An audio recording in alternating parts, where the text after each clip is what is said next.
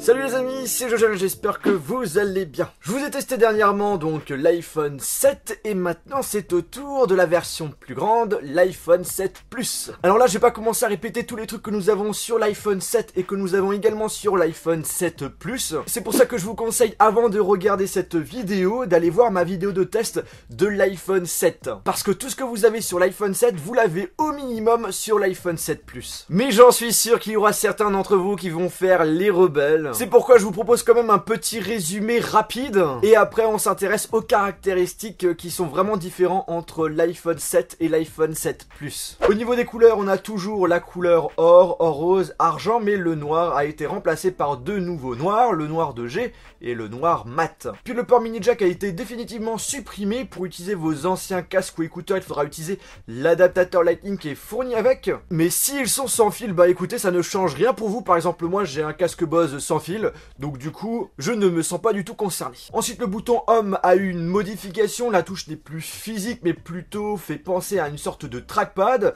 Bien entendu, on retrouve toutes les mêmes fonctionnalités d'avant et le capteur d'empreinte digitale qui est également rapide. L'iPhone 7 et 7 Plus sont sous iOS 10 et possèdent les mêmes fonctionnalités. Ce qui change vraiment, c'est que le Springboard, vous pouvez l'utiliser en mode paysage et que dans certaines applications, notamment celles installées de base, on a plus d'informations en tournant son iPhone. Comme l'iPhone 7, la version Plus est équipée du processeur A10 qui en fait un smartphone rapide, fluide et qu'on prend plaisir à utiliser. Puis bien entendu, vous avez le son stéréo, le 3D Touch, la certification IP67, bref tout ce que vous avez sur l'iPhone 7, vous l'avez au minimum sur l'iPhone 7 Plus. Maintenant que je vous ai fait donc ce petit résumé, je vous propose donc de rentrer vraiment dans le sujet de la vidéo. On va aller voir d'un peu plus près ce qu'on a sur l'iPhone 7 Plus mais qu'on n'a pas sur l'iPhone 7. Déjà de base, on le sait, la version Plus veut dire tout simplement qu'il est plus grand et on peut le dire que la différence est assez frappante, surtout lorsqu'on a les deux appareils côte à côte. Ok, le design est le même, mais la prise en main n'est pas pareille.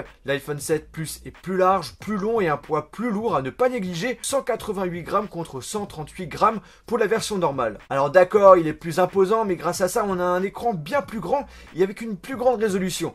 Là, on est sur un écran Full HD 5,5 pouces, alors que sur l'iPhone 7 normal, on a 4,7 pouces avec une résolution entre le HD et le Full HD. Alors là, j'en suis sûr, il y en aura certains qui vont être déçus sur le fait que Apple ne s'est pas aligné par rapport aux concurrents en ne proposant pas d'écran Quad HD. Mais sachez que le Full HD fait pour l'instant très bien son travail. Par contre, pour les personnes qui disent que le Quad HD est inutile parce que l'œil n'est pas capable de voir la différence, je ne suis pas d'accord avec vous. Déjà, c'est intéressant pour les personnes qui veulent utiliser leur smartphone pour en faire un casque de réalité virtuelle. Et aussi, personnellement, en ayant testé énormément de smartphones, donc j'ai testé vraiment de tout, du Quad HD, du Full HD, du HD, bref, de tout, eh bien, je peux vous le dire, il y a bien une différence entre le Quad HD et le Full HD. À condition que le système soit bien optimisé pour le Quad HD. Aussi, l'œil doit avoir été habitué au niveau du Quad HD, sinon la différence ne va pas se faire. En gros, pour voir vraiment la différence, ce que je vous conseille, c'est d'utiliser par exemple un smartphone Quad HD pendant une bonne semaine au minimum.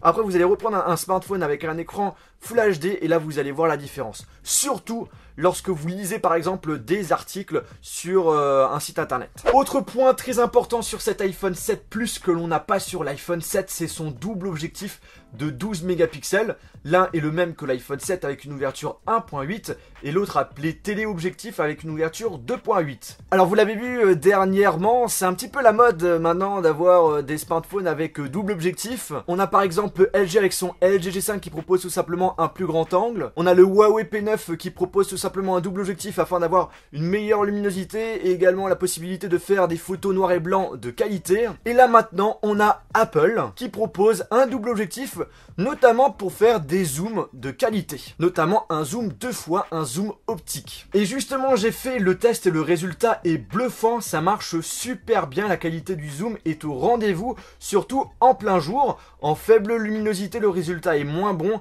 avec l'apparition classique de grains. D'ailleurs, pour les personnes qui veulent savoir comment ça fonctionne, en fait, en bas de l'appareil photo, vous avez un petit bouton qui permet en glissant de changer le niveau de zoom. Si vous êtes entre 1 et 2, le zoom sera optique. Et à partir de de 2 jusqu'à 10, le zoom sera numérique. Mais il y a un petit truc que Monsieur Apple nous a pas dit. En effet, certaines photos avec un zoom x2 seront prises avec le capteur téléobjectif avec un zoom optique, et quelquefois les photos seront prises avec le capteur normal qui propose cette fois-ci un zoom numérique. En gros, pour résumer le truc, vous allez toujours utiliser le capteur normal avec un zoom numérique pour les situations suivantes. Faible luminosité, si vous voulez faire une photo avec un sujet qui est proche, et si vous avez peu de batterie. Alors c'est une découverte que j'ai vue sur le site Mac4Ever et que j'ai justement vérifié, et c'est vraiment le cas. Pour voir justement si votre capteur téléobjectif est bien utilisé, il suffit tout simplement de mettre le doigt sur le capteur. S'il est utilisé, on verra votre doigt, et si c'est pas le cas, il n'est pas utilisé. Après, vous pouvez avoir cette confirmation en regardant les informations de la photo sur votre ordinateur. Si on nous affiche une ouverture 2.8, on a utilisé le capteur téléobjectif, on a donc un zoom optique. Et si on a 1.8, on a tout simplement utilisé le capteur normal et donc on a un zoom numérique. Alors là, franchement, je trouve que c'est bizarre qu'Apple ne nous en ait pas du tout parlé et qu'au final, c'est resté secret. Donc du coup, est-ce qu'on peut dire qu'Apple nous a un petit peu menti sur le fait justement qu'on a toujours un zoom optique en faisant le zoom x2? Je sais pas ce que vous en pensez, donc n'hésitez pas à me dire votre avis en commentaire. En tout cas, ce qu'il faut savoir quand même, c'est qu'on peut comprendre le fait que le téléobjectif ne soit pas utilisé dans toutes les situations, surtout en faible luminosité. En effet, le capteur normal a une ouverture plus grande et donc a la possibilité de capter plus de lumière afin de proposer des photos avec plus de couleurs. Ce qui ne sera pas forcément le cas avec le capteur téléobjectif. Après, ce qu'il faut savoir aussi, c'est que ce double objectif est prévu pour faire des photos avec un effet flou assez sympa. Alors je dis sympa, mais finalement je n'ai pas pu le tester.